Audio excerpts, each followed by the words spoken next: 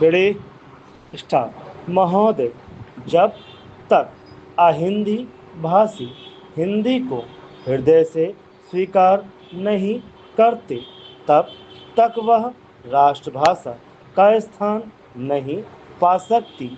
और यह तभी हो सकता है जब वे यह समझें कि इसमें उनका भी योगदान है और उन्होंने इससे केवल लिया ही नहीं, बल्कि इसे कुछ दिया भी है।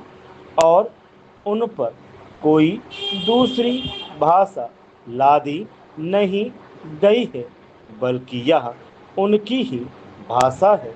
मेरे कहने का अर्थ यह नहीं कि आप उनकी ही व्याकरण अपना लें। इसका अर्थ यही है कि आप उदारतापूर्वक जितना ले सकते हैं ले लें।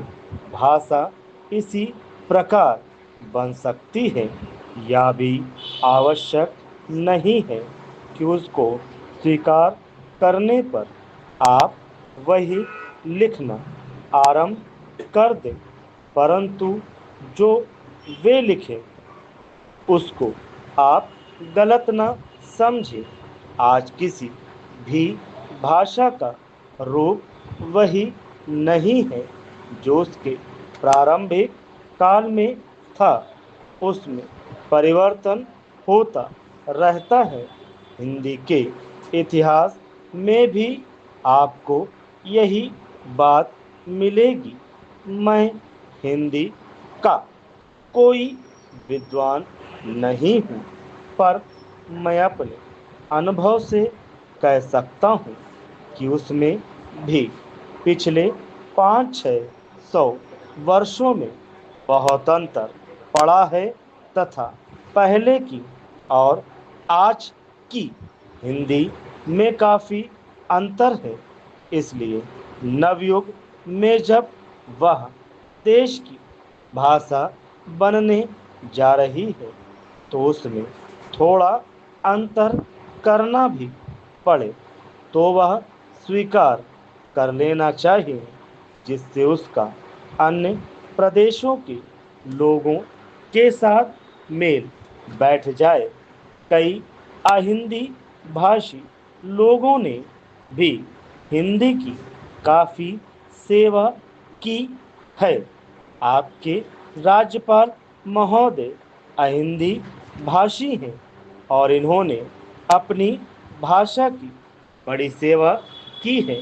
यह भी हिंदी के पक्ष में थे और इन्होंने बड़ा योग दिया, जिसके कारण हम संविधान सभा में सफल हो सके।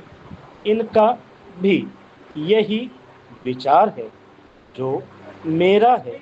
मैं चाहता हूँ कि इनको भी हिंदी की सेवा करने का अवसर दिया जाना चाहिए। उसका फल हिंदी के लिए और देश के लिए अच्छा ही होगा। Paragraph change. मानपत्र। मैं आपने संस्कृत के संबंध में कहा है। मैं मानता हूँ कि हमारे देश में संस्कृत का अध्ययन आवश्यक है, क्योंकि देश की सभी भाषाओं का स्रोत वही भाषा है। संस्कृत से हमारा संबंध अटूट है।